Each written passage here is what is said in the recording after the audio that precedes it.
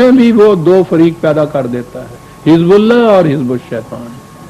خدا کے نظام کی صداقتوں پر ایمان رکھنے والی قوم، وہ حضرت نوح کے زمانے کی ہو یا نبی اکرم صلی اللہ علیہ وسلم کے زمانے کی یا ان کے بعد قیامت تک کے زمانے کی، جو بھی ان صداقتوں پر ایمان رکھے گی اسے وہ ہر دور میں کم کہہ کے پکارتا ہے، تم کہہ کے پکارتا ہے۔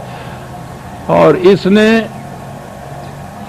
صرف ہندوستان اور پاکستان میں ہی دو قومی نظریہ کی حقیقت کو واضح نہیں کر دیا، ایک عالمگیر صداقت بیان کر دی کہ وہ نوح کے زمانے کے وہ لوگ ہوں کہ جنہوں نے جو ان حقیقتوں پہ ایمان لائے تھے، یا تم ہو رسول اللہ کے زمانے کے، یا قیامت تک آنے والے ہو، یہ سارے ایک قوم کے افراد ہیں، اس لیے تو قوم کہہ کے پکارا گیا ہے۔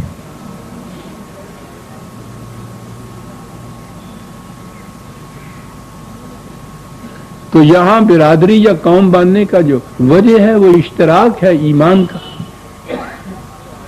میں نے عرض کیا ہے نا، پھر یہ غور طلب چیز ہے، اپنی ہم اثر انسانوں کے متعلق ہی نہیں، دنیا میں جب جہاں جس قوم نے جس زمانے میں بھی جو قوم بھی ان حقائق پر ایمان لائی، وہ ایک برادری کے فرد بنے۔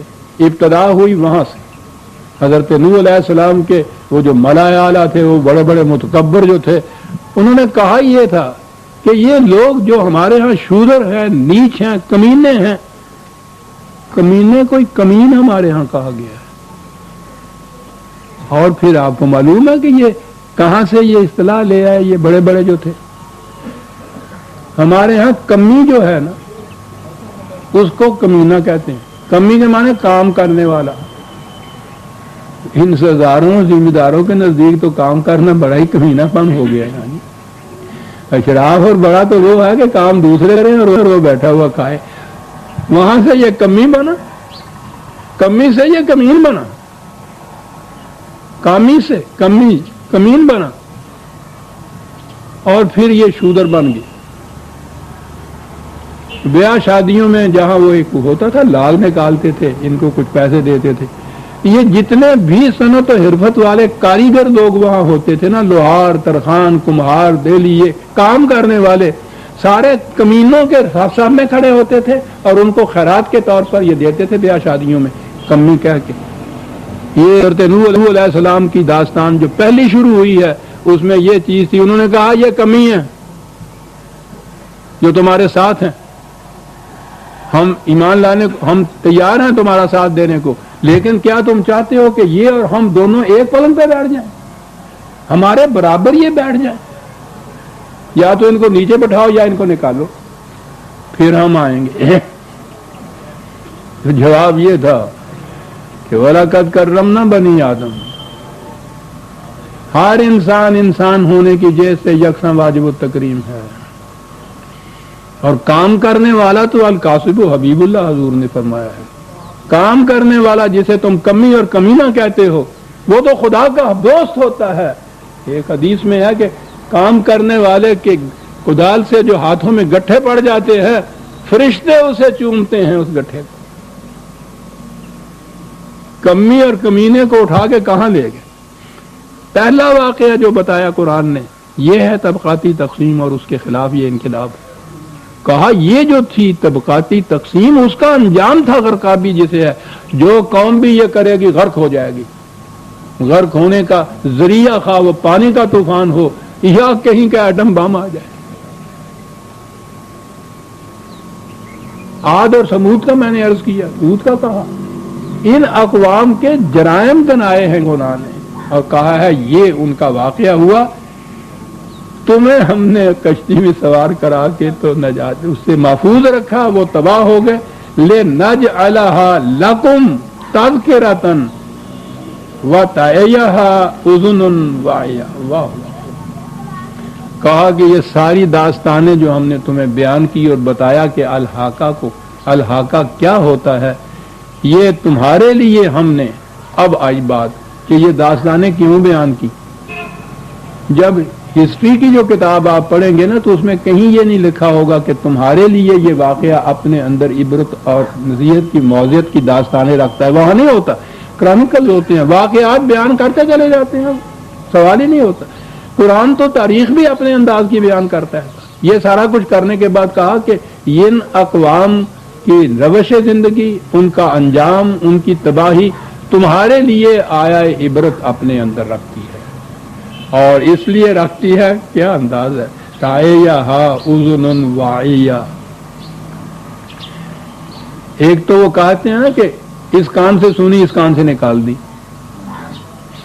یہ لفظ ہے واعیہ ہے، کسی چیز کو لے کر وہاں اس طرح سے اکٹھا کرنا کہ جیسے کسی برتن میں کسی چیز کو ڈال کے اس کے اوپر ڈھکنا دے دیا جائے کہ اس کی ہوا بھی نکلنے نہ پائے، اس طرح سے کسی چیز کو محفوظ کر کے رکھ لیا جائے نا اندر، اسے کہتے ہیں یہ جمع ہوا اوہا۔ یاد ہے آپ کو وہاں لکھا ہوا ہے سرمایہ دار کرتا یہ ہے، مال کو جمع کرتا ہے، تو یہ تو کوئی جرم نہیں تھا، اکٹھا کیا، پھر وہ اس طرح سے اس کو برتن میں ڈال کے رکھتا ہے کہ اس کی ہوا بھی کسی غریب تک نہ پہنچنے پائے، یہ ہے یہ لفظ کہا، یہ تذکرہ ہے ان کے لیے گوش نصیحت فروش جسے کہا ہے غالب، گوش نصیحت نیوش، کہ کان میں وہ ڈالیں بات کو اور پھر اس کے اندر محفوظ رکھ لیں، ان کے لیے ان واقعات کے اندر زندگی اور موت کی داستانیں پوشیدہ ہیں۔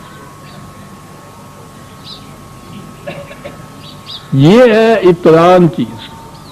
آگے اس انقلاب جو آنے والا ہے وہ ٹکراؤ جس کو القاریہ کہا گیا ہے، جس کے بعد الحاقہ کے انداز میں پھر وہ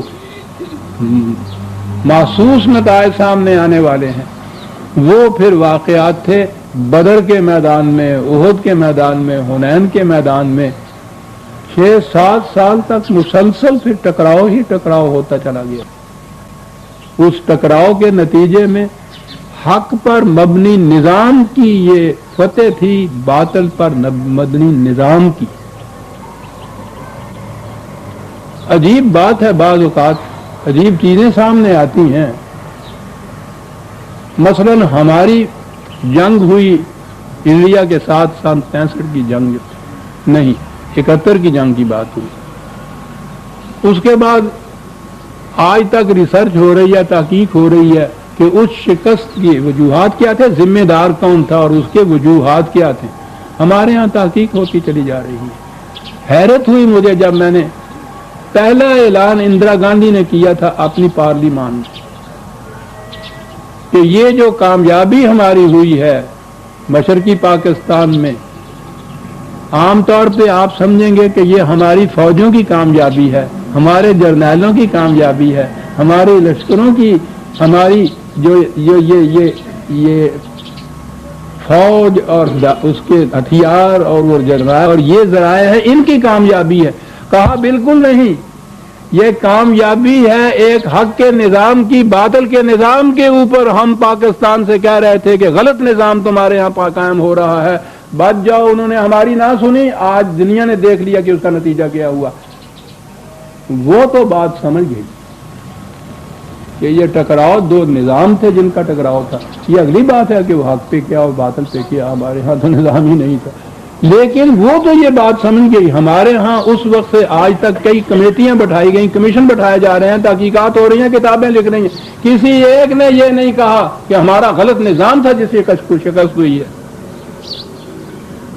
اور یہ ہے قرآن جو کہتا ہے کہ من حیث لا یشعرون، تمہارا دھیان ہی نہیں اس طرف جاتا کہ تباہی یہ ناکامی کیوں ہوئی ہے، تم اس میں خارجی اسباب اور خارجی ذرائع کی طرف تمہاری توجہ یہ جاتی ہے، وہ بھی ضروری ہوتے ہیں، لیکن اصل چیز یہ ہے وہ جو اس اندرا گاندھی نے اپنے یہاں سمجھ لی تھی کہ یہ فتح ہے ایک صحیح نظام کی باطل نظام پر۔ اس کا مطلب یہی تھا کہ پاکستان کی بنیاد جب انہوں نے رکھی ہے، ان کے نزدیک وہ دعویٰ ہی باطل تھا کہ قومیت کا مدار ایمان ہوتا ہے۔ ہم کہا اس نے کہ ہم بتیرا ان کو سمجھاتے رہے کہ یہ نظام غلط ہے، یہ نہیں مانے، انہوں نے تکذیب کی ہماری بات کی۔ آج نتائج نے خود بتا دیا کہ وہ ہمارا نظام حق تھا اور یہ حق کے نظام کی فتح ہے باطل کے نظام پر۔ وہاں تو یہ بات سمجھ میں آ گئی، ہماری سمجھ میں آج تک نہیں بات یہ ہے۔ اور قرآن بتاتا یہ ہے کہ یہ سارے واقعات تمہارے سامنے جو آئے ہیں، محسوس طور پر ان قوموں کا انجام تمہارے سامنے آ گیا ہے۔ یہ واقعات تاریخ کے واقعات کی طرح کرونیکل کی طرح نہ پڑھ چھوڑو، یہ تو سامان عبرت اپنے اندر رکھتے ہیں، لیکن اس کان کے لیے جو ادھر سے بات کو لے کر ادھر سے نہ نکال دے، اس کو اپنے اندر محفوظ رکھے۔ کان میں محفوظ رکھی ہوئی چیز پھر دماغ تک پہنچتی ہے، پھر دماغ اس کے سوچنے پر مجبور ہو جاتا ہے، اور جو بات ہی ادھر سے ادھر نکل جائے تو پھر سوچ اس میں کاہے کی ہو سکتی ہے؟ سوچنے کے بعد پھر اس نتیجے پہ انسان پہنچے گا۔ تو تاریخ کی اہمیت آپ دیکھیے کہ قرآن نے کتنی بتائی، لیکن اس نقطۂ نگاہ سے اہمیت کہ تاریخ ساری انسانیت کی باطل اور حق، غلط اور صحیح نظاموں کے درمیان ٹکراؤ ہوا کرتا ہے، اور اس کے نتائج سے پھر آنے والی نسلیں وہ پھر یہ نتیجہ اخذ کر سکتی ہیں کہ کس قسم کے نظام کامیاب ہوتا ہے اور کہاں شکست ہوتی ہے۔ اور سارے قرآن کریم کے ان واقعات کے بعد یہ بتایا قرآن نے کہ یہ ہو نہیں سکتا، جسے اس نے کہا ہے کہ کافر مومنوں پر کبھی غالب رہیں، یہ ہو نہیں سکتا، یہ کہا خدا یہ کبھی نہیں کرے گا، یہ کہا ہے ما کان اللہ، کہ غلط نظام کے جو حامل ہیں وہ صحیح نظام والوں پر غالب آ جائیں۔ یہ ہے تاریخ جو بیان کر رہی ہے، اور یہ ہے الحاقہ، جہاں سے اس سورت کی ابتدا ہوئی، اور پھر دوہراؤں کس انداز میں، اب آپ سمجھ جائیں گے کہ کیا الحاقہ تو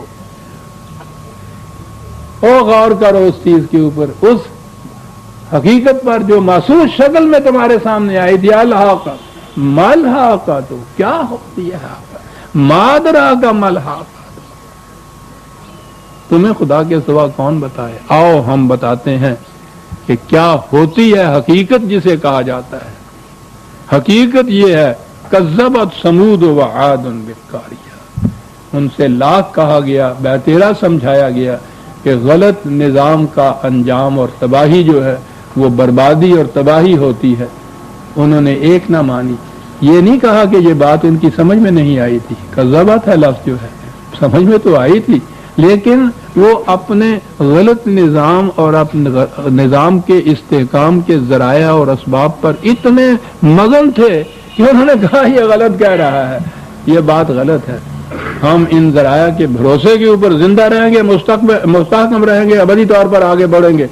قرآن نے کہا کہ دیکھ رہے ہو وہ بستیاں وہ بتا رہی ہیں کہ ان کے کھجوروں کے محکم تنے کس طرح سے جڑوں سے اکھڑ کے اور ڈھیر ہو کے وہ رہ گئے، اور ان کا نام و نشان تک مٹ گیا۔